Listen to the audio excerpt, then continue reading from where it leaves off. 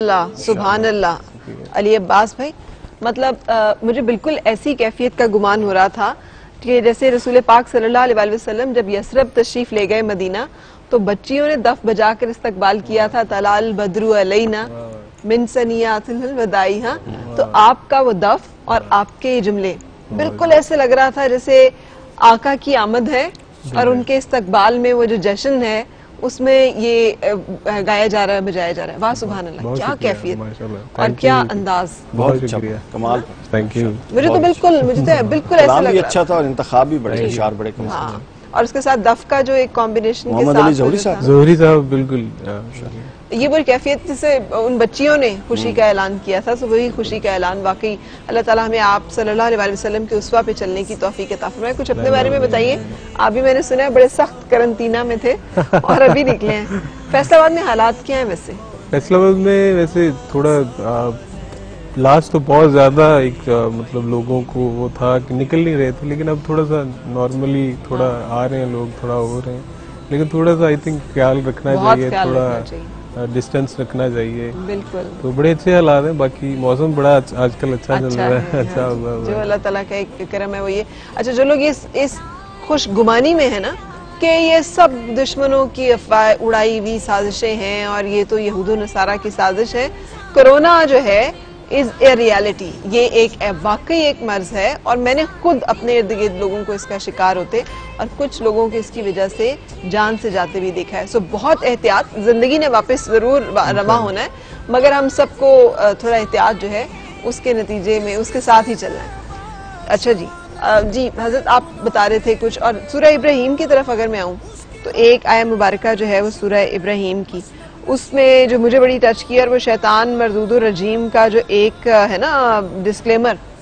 کہ ایک تو ڈسکلیمر ہے اس کا کہ اور شیطان کہے گا جب فیصلہ ہو چکے گا کہ بے شک اللہ نے تم کو سچا وعدہ دیا تھا اور میں نے تم کو جو وعدہ دیا تھا وہ میں نے جھوٹا کہا تھا اور میرا تم پہ کچھ قابو نہ تھا مگر یہی کہ میں نے تم کو بلایا اور تم نے میری بات مان لی۔ یہ ایک مکالمہ ہے۔ ہاں، تو اب مجھ پہ الزام نہ رکھو، خود اپنے اوپر الزام رکھو۔ قیامت کے دن جب میں میزان پر اعمال تل جائیں گے، اہل ایمان جنت میں چلے جائیں گے اور جو کفار مشرکین جو اہل باطل ہوں گے وہ جب جہنم میں جانے لگیں گے تو وہ جاتے ہوئے، مفسرین نے اس کی تفصیل لکھی ہے، وہ جاتے ہوئے اپنے ان معبودان باطلہ کو پکڑ لیں گے جہنم میں جانے سے پہلے اور انہیں کہیں گے کہ تم ہمیں دنیا میں یہ باتیں کرتے تھے۔ معبود باطلہ عموماً وہ بزرگ شخصیات ہیں جن کا اپنا رتبہ مقام بہت اچھا ہے مگر لوگوں نے ان کی شان بڑھا کر غلو کیا اور پھر انہوں نے معبود یا ان کو شریک اللہ تعالیٰ غلو کی قسم ہے نا، ایک غلو کی قسم ہے محض عقیدت میں غلو کرنا، وہ اتنا خطرناک نہیں ہے۔ یہ غلو وہ ہے جو اس حد تک جانا کہ ان کو معبود بنا دینا، ان کو اللہ کا شریک بنا دینا، ان کو خدائی کا شریک بنا دینا، اور دعا مانگنے میں یہ سمجھنا کہ یہ ایسے مقتدر ہیں کہ اللہ کو مجبور معاذ اللہ کر دیں گے۔ یہ شرک کی ساری صورتیں، تو ان کو پکڑیں گے وہ قیامت کے دن اور انہیں کہیں گے کہ تم تو ہم نے یہ کہتے تھے، تم تو ہم سے یہ وعدہ کرتے تھے، تم تو ہم سے یہ وعدہ کرتے تھے۔ تو کیا ہوگا کہ وہاں پر پھر وہ کہیں گے کہ جو تمہارے رب کا وعدہ تھا وہ سچا ہے اور ہم جو وعدہ کرتے تھے ہم تو جھوٹا وعدہ کرتے تھے۔ اور ایک اور پوائنٹ ہے اس میں، وہ یہ کہیں گے کہ ہم تم کو پکڑ کے تو تم سے یہ باطل کام نہیں نہ کرواتے تھے، یہ تو تم نے خود کیا، ہم تو وسوسہ ڈالتے تھے اور تم خود اس کی طرف متوجہ ہوتے تھے۔ اب اس کا بتائیے گا کہ یہ کیا معاملہ ہے کہ کچھ لوگ تو یہ وسوسہ کیا ہے، اور اگر اس طرح کے وسوسے کا کبھی انسان شکار ہونے لگے یا ہو جائے تو اس کے بعد کیا؟ اس وسوسے کو چھوٹی مثال سے ہم سمجھتے ہیں تو بڑی مثال پہ اس کو پھر ہم خود بخود سمجھ لیں گے۔ وسوسہ بنیادی طور پہ یہ ہے، انسان کے اندر اللہ تعالیٰ نے تین مخلوق ہے، ایک مخلوق ہے ملائکہ جن کے اندر عقل اور نفس نہیں ہے، محض تقوی ہے۔ ایک مخلوق ہے جانور جن کے اندر عقل اور تقوی نہیں ہے، محض نفس ہے۔ اور انسان ایسی مخلوق ہے جس کے اندر تقوی بھی، عقل، نفس بھی، تینوں براہ راست ہیں، اس لیے انسان جواب دہ ہے۔ اب انسان نے کیا کرنا ہے؟ ویل بیلنسڈ ہونا ہے، ان تمام صلاحیتوں کو قرآن نے کہا اپنا فَأَلْهَمَهَا فُجُورَهَا وَتَقْوَاهَا، ہم نے نفس کے اندر تقوی اور الہام کو فجور کر دیا۔ قَدْ أَفْلَحَ مَنْ زَكَّاهَا، اب فلاح وہ پائے گا جو ان تینوں کے اس امتزاج کی تزکیہ کر دے گا۔ تزکیہ کہتے ہیں مثلا ایک برتن کا تزکیہ سے مراد ہے کہ پہلے اس کو اتار دیں اور اگر وہ ستھرا ہو جائے تو کہا جائے گا تزکیہ ہو گیا۔ تو گویا نفس کے اندر جو ایسی چیزیں ہیں جو آپ کو برائی کی طرف مائل کر سکتی ہیں، ان کو اگر آپ اس کے اندر سے محنت، ریاضت اور مستقل کوشش سے نکال دیں تو پھر جو نفس کی صورت ہوگی وہ تزکیہ ہوگا۔ اب دیکھیے ہمارے اندر نیکی اور برائیوں کی ایک جنگ ہے، ہر بندے کے اندر چھڑتی رہتی ہے۔ ہوتا یہ ہے دونوں کے داعیات ہیں، روح کا اپنا داعیہ ہے، جسم کا اپنا داعیہ، روح اور جسم مل کے انسان بنتا ہے۔ ہمیں یہ کرنا ہے کہ روح کے داعیات کو، روح کے تقاضوں کو پروموٹ کر کے مضبوط کرنا ہے تاکہ وہ جسم کے تقاضوں پر حاوی آئیں۔ بالکل صحیح۔ جب جسم کے تقاضے حاوی ہوں گے تو انسان کی توجہ گناہ کی طرف ہوگی۔ دو پہلوان سمجھ لیں، ٹھیک ہے ٹھیک ہے، وہ سمجھ آ گئی کہ وہ طاقت، جس کو طاقتور آپ کریں گے، ایک پہلوان وہ ہے جو دن میں 10 دفعہ کھاتا ہے جسم، اور ایک پہلوان روح وہ ہے ذکر، قرآن،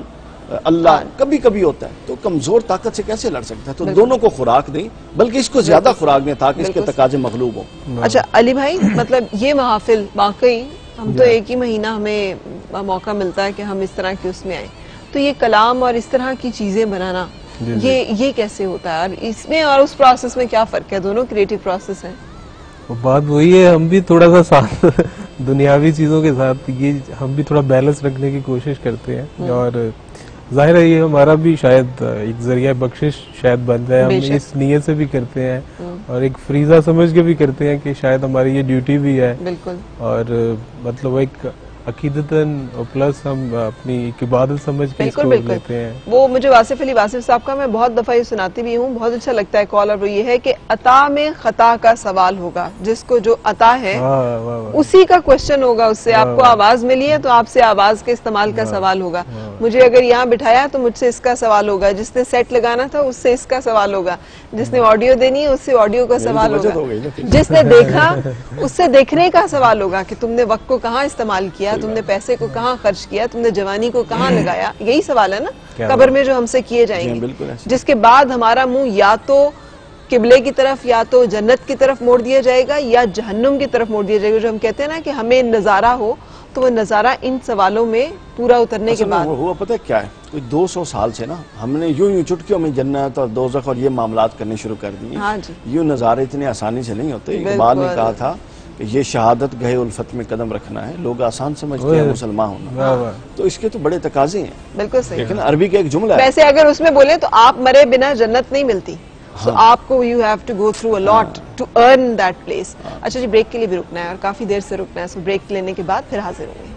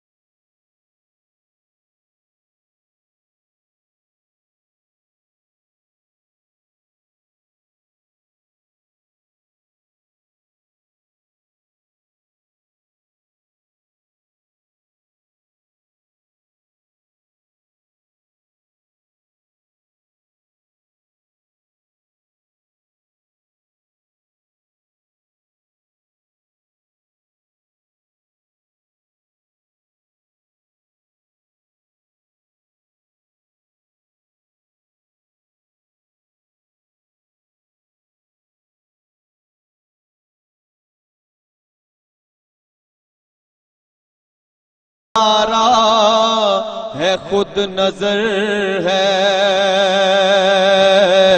میرا پیمبر عظیم تر ہے، میرا پیمبر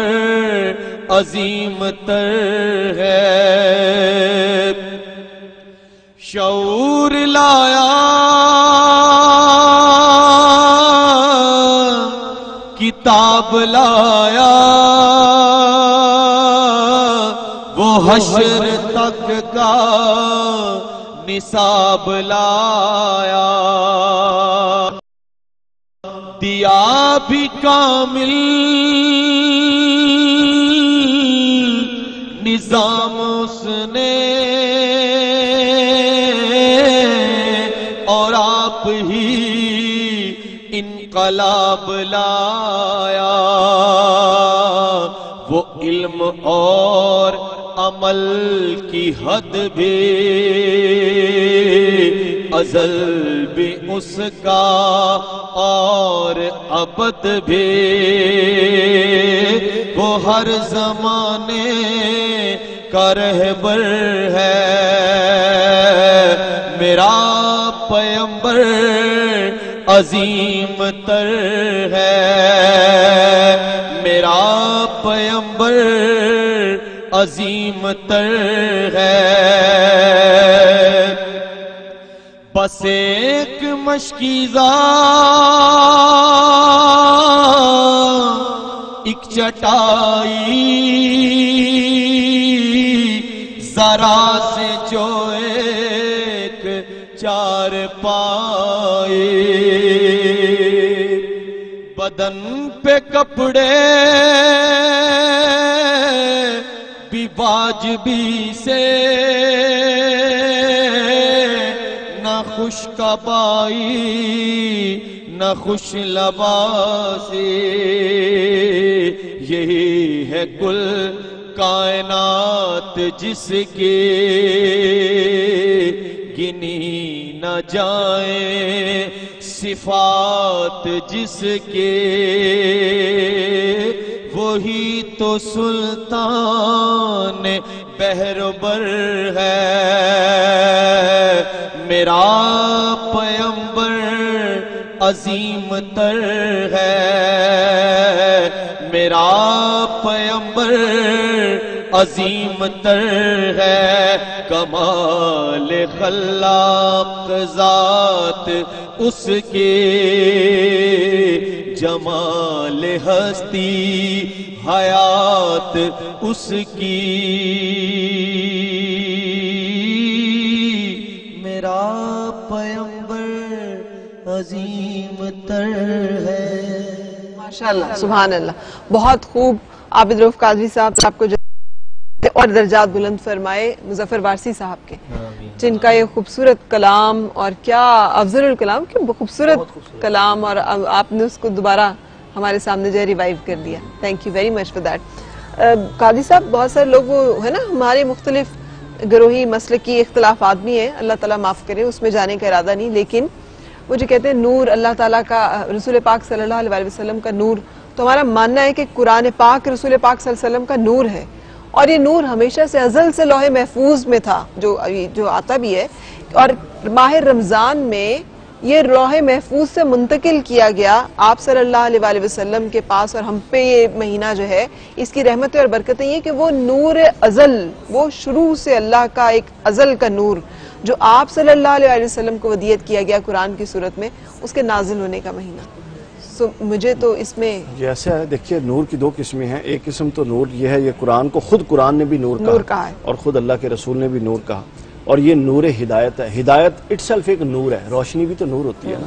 تو ہدایت وہ نور ہوتا ہے کہ جس کے ماتحت ہو کے بندہ اپنی منزل مقصود تک پہنچ سکتا ہے، تو ہدایت بھی نور ہے. اچھا، اب یہ ایسی ہدایت ہے کہ جو اس کو اپناتا ہے وہ بھی منور ہو جاتا ہے. میں اپناؤں، میں منور، آپ اپنائیں، آپ منور. تو اندازہ کریں کہ جس کے قلب اطہر پر یہ آ رہی ہوگی، اور جس پر سب سے پہلے جس کو امین بنایا، اور پھر جس کے ذریعے ہم تک پہنچی، اور یہ وہ تو اس کے انوار کا کیا عالم ہوگا جو محفوظ ہے وہاں پہ لوح محفوظ پر. سب